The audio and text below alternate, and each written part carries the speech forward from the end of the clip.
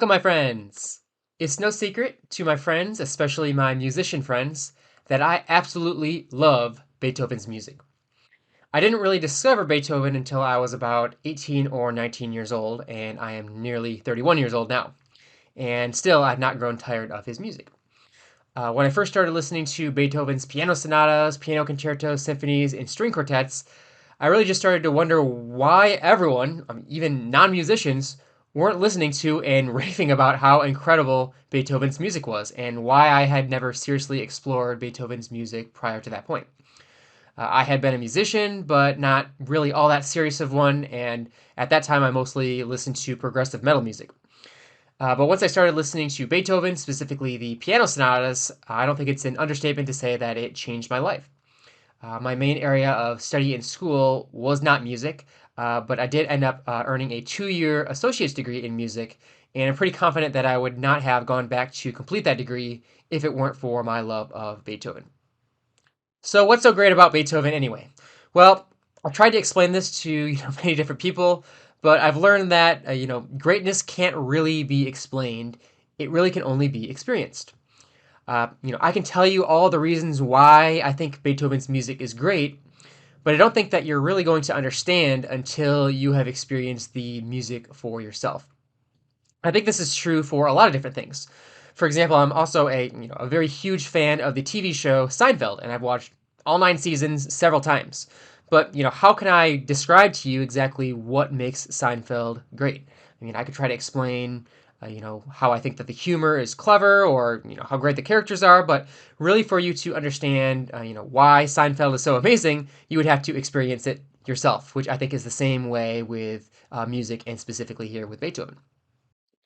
But I've come to realize that many people do not share the same opinions that I have. And it isn't just because they haven't experienced the music of Beethoven or the comedy of Seinfeld or whatever, right? So I still remember my music history teacher, who was also my piano teacher, saying that her favorite, or maybe one of her favorite composers, was some experimental 20th century composer. I can't remember who it was. And I remember just wondering, wondering why she never said any similar things about Beethoven when we talked about Beethoven in the class, or other classical composers. But it was this 20th century composer that she said was so great. And I was just thinking, after all the incredible and amazing things that Beethoven has done, and you're raving about this composer that I can't even really get much enjoyment at all out of it. So I just kind of found that perplexing to someone who had experienced Beethoven and knew how amazing his music is to me. Or we could talk about in the realm of comedy, right? People who have seen, Seinfeld or several Seinfeld episodes sometimes just state they don't think it's funny. Or they're like, I prefer Friends, right?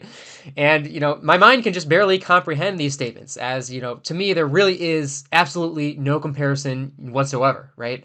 So this is this is really proof to me that our minds are all really different. Us as humans, we are very diverse as human beings. And, I just happen to have a mind that is calibrated to perfectly enjoy Beethoven and Seinfeld, whereas, other people's minds might be calibrated to enjoy Ravel and Friends or something else, right? And for whatever reason that is, we're different. So, anyways, now that I've kind of gone off on this tangent, the point of this video is to kind of publicly announce that I am planning to learn and record all 32 of Beethoven's sonatas. So I have actually already learned and memorized 19. I just counted 19 out of the 32 sonatas. I've actually only recorded about 10 of those, and that's taken me the past 12 years to do. But I'm planning to start all the way back over on sonata number 1 and work my way all the way through the 32 sonatas. So this really is a monumental task. Maybe if you're not familiar with the sonatas, you might not realize how kind of crazy of a task this really is. And many of my friends who are musicians have known that I've kind of had this goal of learning the 32 sonatas for quite some time. But over the last several years, I've just not really done that much. I've kind of gotten a little bit discouraged with music, but I'm confident that I'm going to be coming back, and I'm really going to do this, right?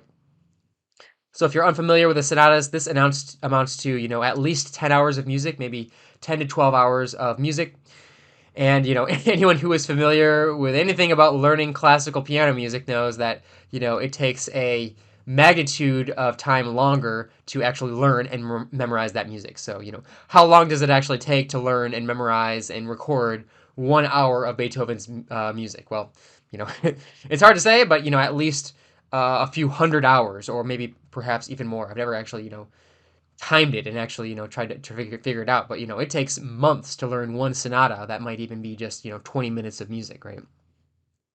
And it might be even more longer for some of the more difficult sonatas. I might spend an entire year learning a few of these sonatas, right? So right now I'm 30 years old, approaching 31 years old. So I imagine that if I actually do go through and complete this task, it's probably going to take me at least a decade to complete. So I'm probably going to be well past 40 by the time I complete this if I actually end up doing it. So who knows? I might get sidetracked and I might say, I'm sick of this. I don't like Beethoven in 5 years. I doubt it, but anything is possible. So some might ask, why even bother? Most people today don't really care that much about Beethoven or classical music, and so many people have already recorded all 32 sonatas, and I'm not really all that revolutionary of a pianist. My performances are not really going to come anywhere near the quality of some of these professionals that have also kind of dedicated their lives to performing and to music. And this mindset is something that I've struggled with a lot over the past several years. There's always going to be thousands of people that are going to be way better than me that have spent less time possibly on learning some of this music and perfected it to a higher degree than I ever can.